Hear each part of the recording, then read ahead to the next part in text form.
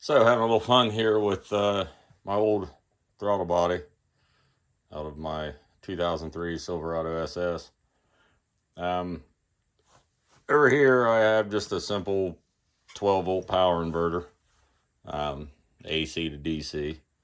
Obviously your house runs on AC, your car runs on DC. Um, Electronic throttle body's hooked up. I have no control over it other than to open it all the way up and close it all the way. I have no way of modulating how much voltage. I believe the computer, this is going to put 12 volts to it, which is going to open it all the way up. I imagine the computer just sweeps it 12 volts on down to control, how far it goes. I believe the failure point on this wasn't the throttle position sensor inside of it. You'll notice when it shuts, it's for lack of better terms, it's just loose, kind of floppy, and then all I'm gonna do is just turn this inverter on and off, and you'll see that move. But when it, more importantly, when it shuts, it kind of, there's a shutter in it.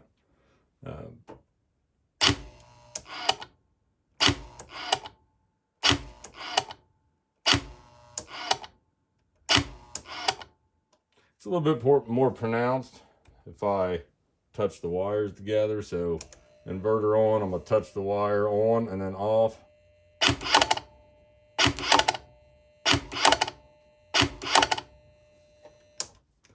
So I think that's the failure point. There are plenty more wires to different things. I have a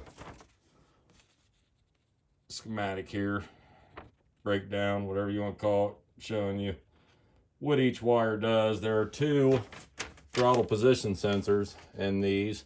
One is the main, the other is basically the backup, so it's got a redundancy. So does your accelerator pedal that's on your floor, obviously your throttle, or APP sensor. It has a redundancy also. So both APP sensors have to agree and both TPS sensors have to agree for the computer to be happy. And I believe when you look on the tablet, you will see a desired and an actual. And I think that little shutter creates an argument between the two sensors of what it's being told to do and what it's seeing. I could be wrong on that. I've been chasing my tail with a P1516, my Silverado. It started off pretty intermittent. On the way to work, it might do it once a week, sometimes 2 or 3 times a week. We've all been there. If you own one of these Silverados or GMCs or anything else with the 4.8, 5.3, or 6 liter in it, it goes into reduced engine power mode. You're dead in the water, basically coasting. It's really convenient when you're going uphill and one lane road and nobody can get around you. But you have to pull over, turn the engine off, wait a couple seconds, start it back up, and you're usually good for a while. Sometimes you might be good for a month, and you think, hey, whatever, just a fluke. Some people have cleaned these throttle bodies, and sometimes that can help if some of them get really dirty in here, mainly on the back side. And I'll plug this and show you. Mainly back here gets, if you get a coating of it on there, it creates an issue. Think of it if you've ever had a sticky accelerator pedal on an older car that has a cable. You feel that it's almost like you kind of have to punch through it, and then you take off faster than what you intended to, because of that. The computer it's not playing them games. It's not going to say, hey, the throttle's sticky. It's going to say, hey, there's something wrong. You go into reduced engine power mode. Simple as that. And it seems to be pretty darn finicky. I think this shuttering issue is just loose. I mean, the truck has 228,000 miles on it now. And this is really the only problem I've ever had with it. And boy, has this been a problem. The 1516, I believe it's throttle actuator control, position something or other. Basically, I don't like something. And I went to AutoZone, local auto parts store. I could throw a rock and hit it from my house. So I went there and they didn't have, which everybody online says you're wasting your time if you don't get original equipment. AC Delco.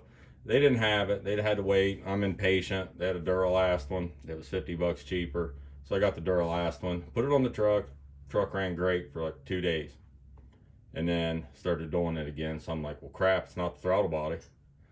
So I consulted, like most people, YouTube, and everything from these pigtails going bad, something in here, you can splice a new one in. Did that. Still the same issue.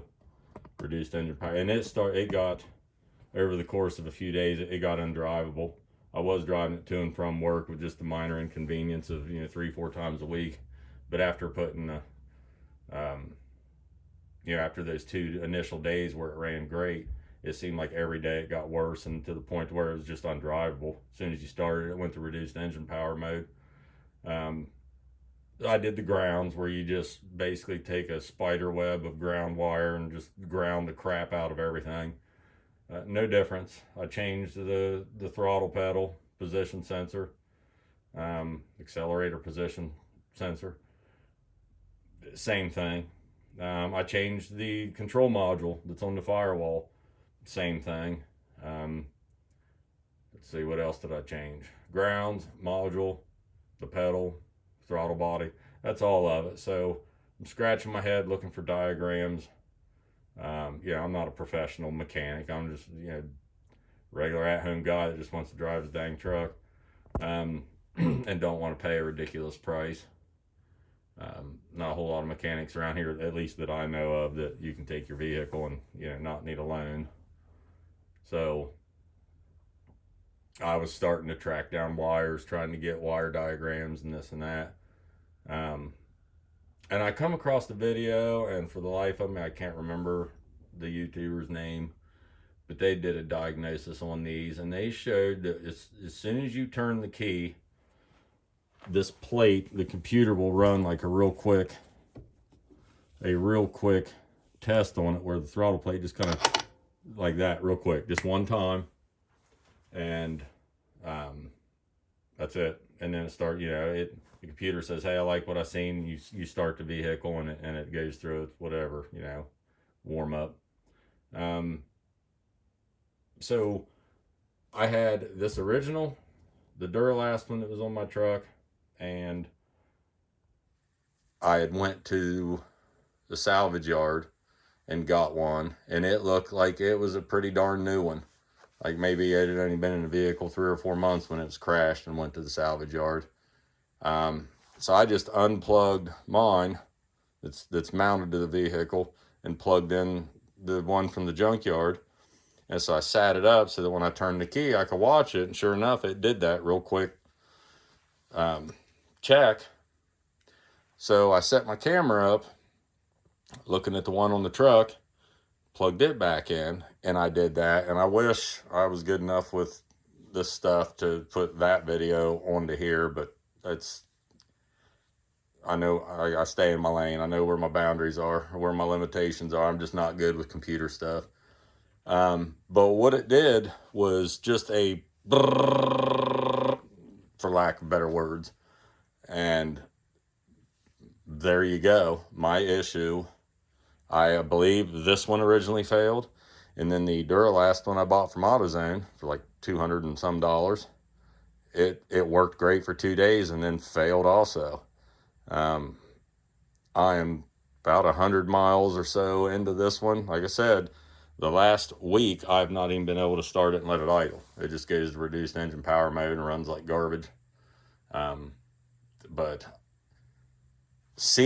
watching it do what it did, and then installing the new one, or the new junkyard new one, and seeing it did the check. I mean, I went plug to plug, so it's not like there was a whole lot of time in between for anything to get wonky. But I've driven it, starts, stops, everything several times. No check engine light. It's running. It seems like it's even just running better than what I've noticed in a long time. So, guys, if you're chasing your tail on these things, don't think just because you replace something that part is good. can't say that it happens very often. This is definitely the second time in my memory that I can remember that I bought a brand new part from the local auto parts store that was garbage. We've all probably bought something on eBay or whatever that was garbage, but generally you go to the auto parts store, you don't have much of a problem. But I would agree with everybody else on YouTube that if you're going to replace these, get an AC Delco, get original equipment parts, because the amount of time and the money involved in loading up the parts cannon, because I don't have a whole lot of diagnostic equipment, and really I didn't know what I needed to see on each one of these, because I was having trouble finding, you know, anything online about what I should see at each wire. So really I didn't have any direction to go. So at this point I thought there's three main components of it. I got all three of them at the junkyard for $100 versus another $200 and some throttle body. But yeah, the original one failed. The one from AutoZone failed in 2 days. So I took that back. They gave me my money back. They didn't argue with me. But I did tell the guy at the counter, I said, look, I know it's not your fault. You didn't sell me the part. Wasn't you that sold me the part, and it ain't your fault even if you did. But good Lord, if you knew the amount of hours in the last few weeks I've put into trying to figure this thing out. Only to find out that the problem was the brand new part I had just spent $200 and some on. It's pretty frustrating. So check your new parts. Especially if you notice that it acted a little bit different, or it was good for a couple days. And obviously your ground wires and stuff, you know, either works or it isn't. But, you know, an electronic component like this, the thing failed in 2 days, and I just passed it off as I'd already placed that, so it's got to be something else. So I hope this helps somebody. I know I was at my wit's end. I was getting ready to trailer this thing to 6.5 hours of South Main Auto up in New York there, and have old Eric O figure it out, because I had done everything that I knew to do, and I need the truck. I love the truck. I use it. I need it to tow my trailer when I can take my side-by-side out. So it's summer's coming. It needs to be fixed. Turns out it was a brand new part. So do not take for granted that your brand new parts are good.